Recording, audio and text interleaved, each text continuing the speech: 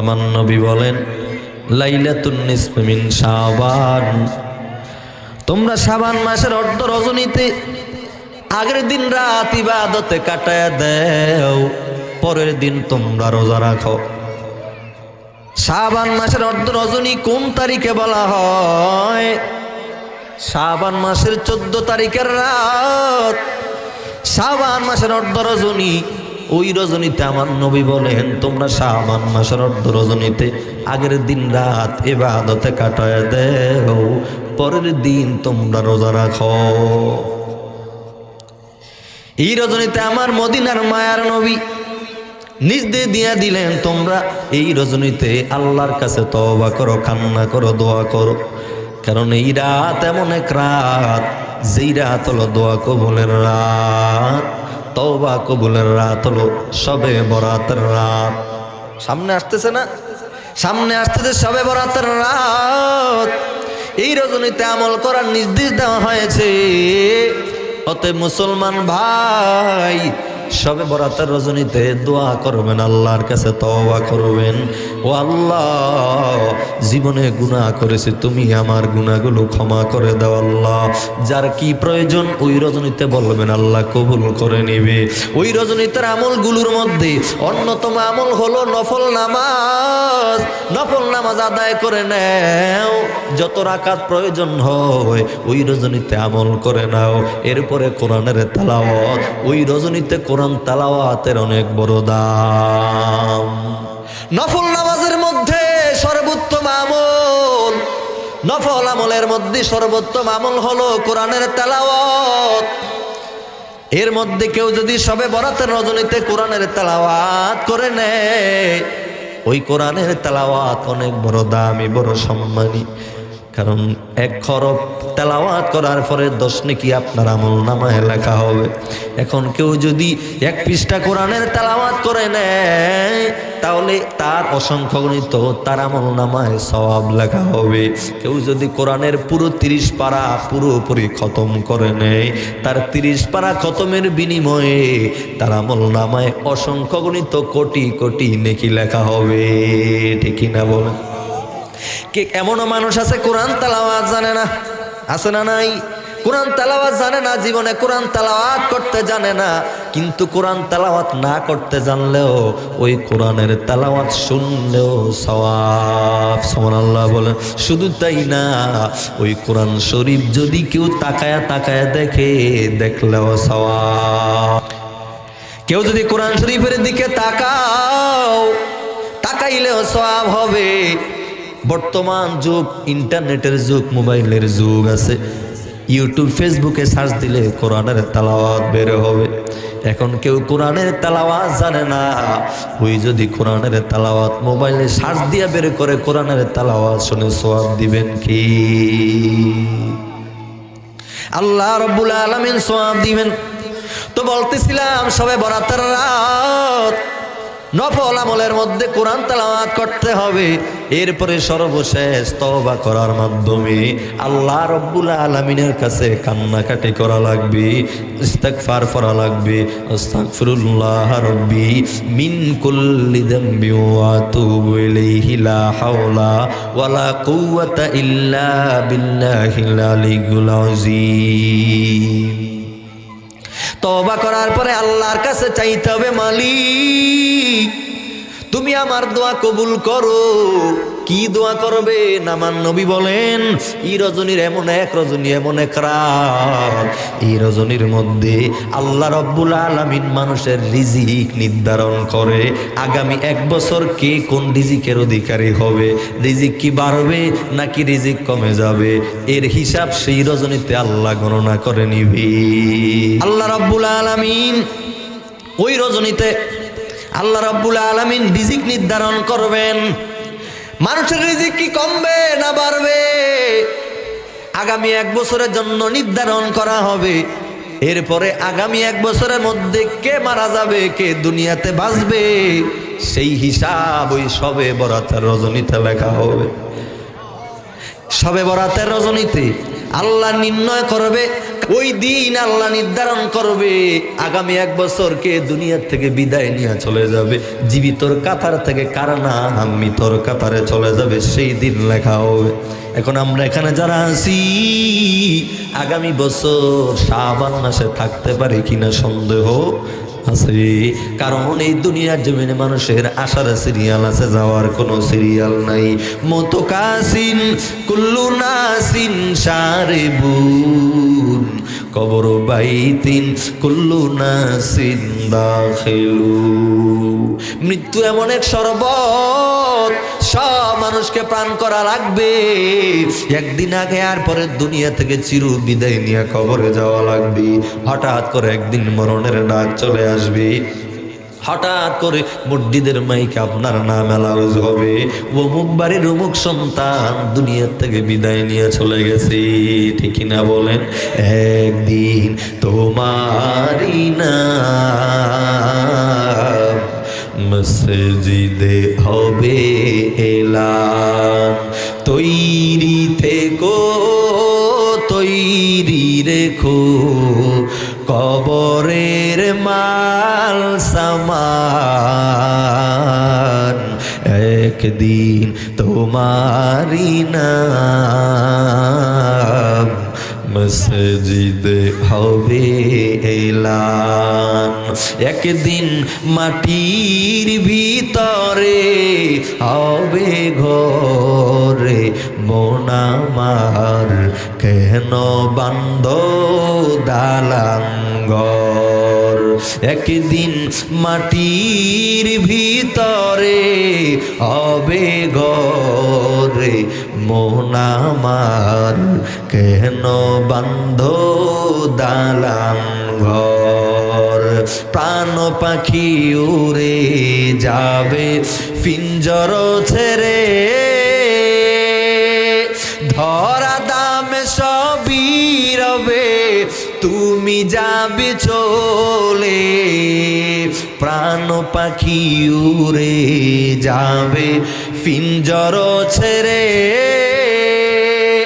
ধরা দামে সবই রবে তুমি যাবে চলে।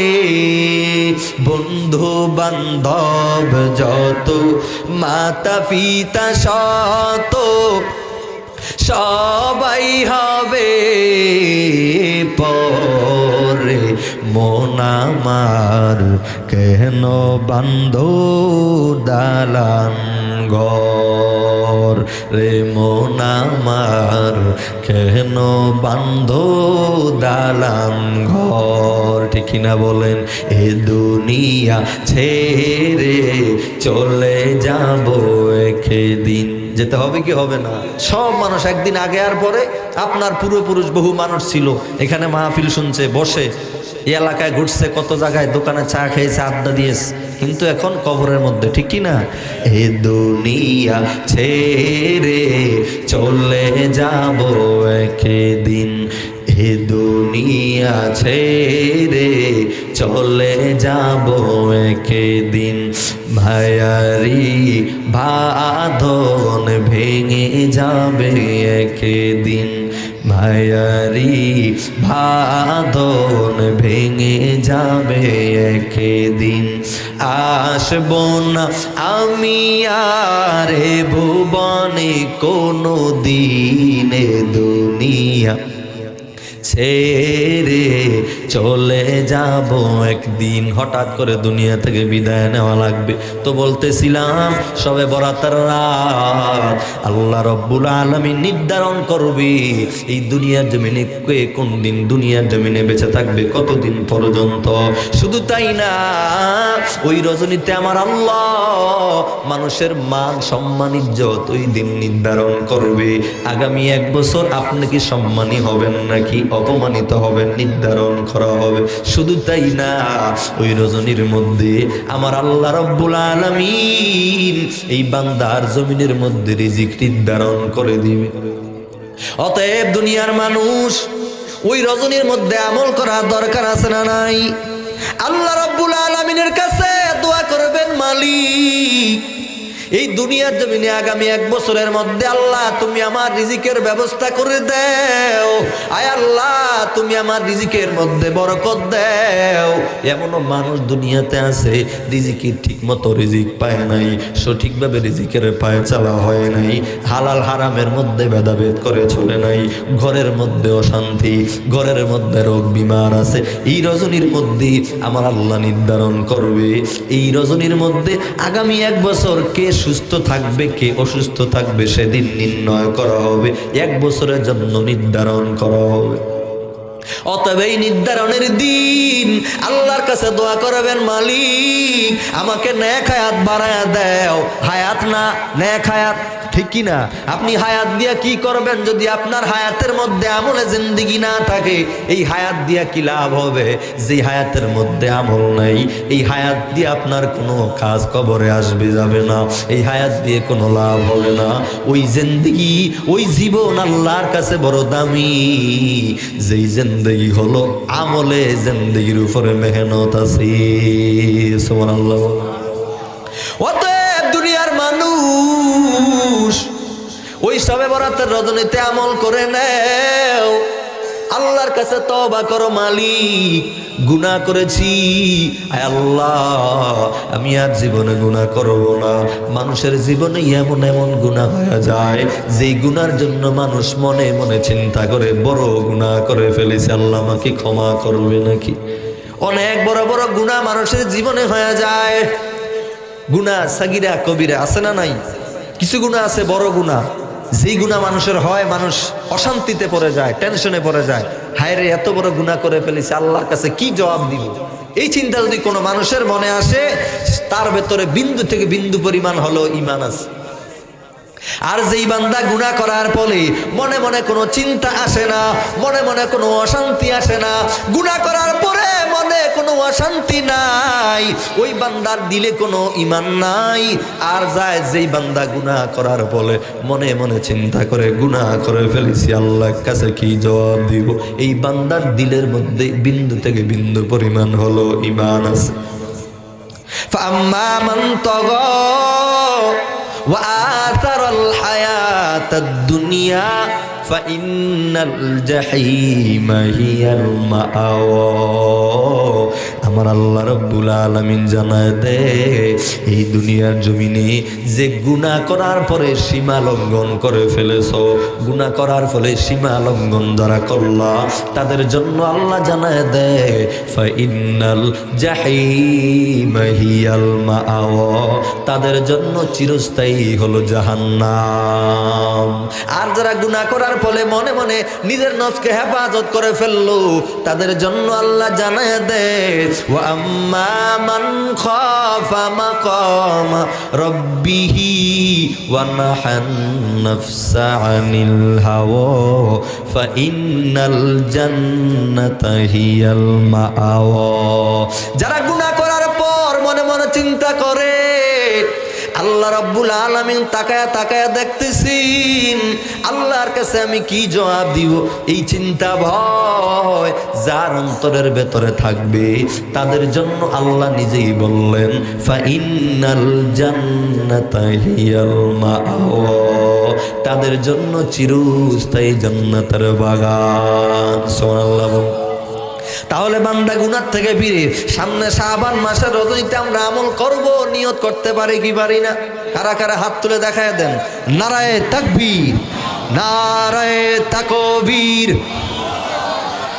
নারায়ে রিসালাত, কোরআন সুন্নাহর আলো, নারায়ে তাকবীর, নারায়ে রিসালাত, আহলে সুন্নাত ওয়াল জামাত। হাত নামান, আল্লাহ কবুল করে সকলে বলুন আমিন। রাব্বিল আলামিন। দুরূদ আল্লাহুম্মা সাল্লি আলা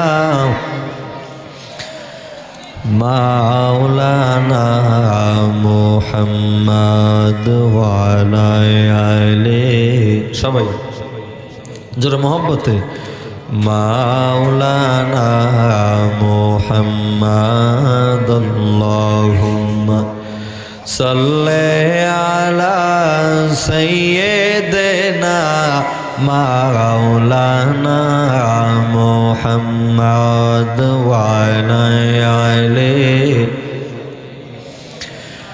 مولانا محمد दिन की सूरज डूब रही है हम लोगों के सामने रोज महशर क्या जवाब है मुस्तफ़ा के सामने अल्लाहुम्मा सल्ले अला सय्यिदना मौलाना मुहम्मद वअला आले मौलाना मुहम्मद कामली वाला तू भी मदीना वाला ओ गो कामली वाला तू भी তোমারি জন্যে জগৎ জালা কামলিওয়ালা তুমি সবাই মদিনাওয়ালা ও গো কামলিওয়ালা তুমি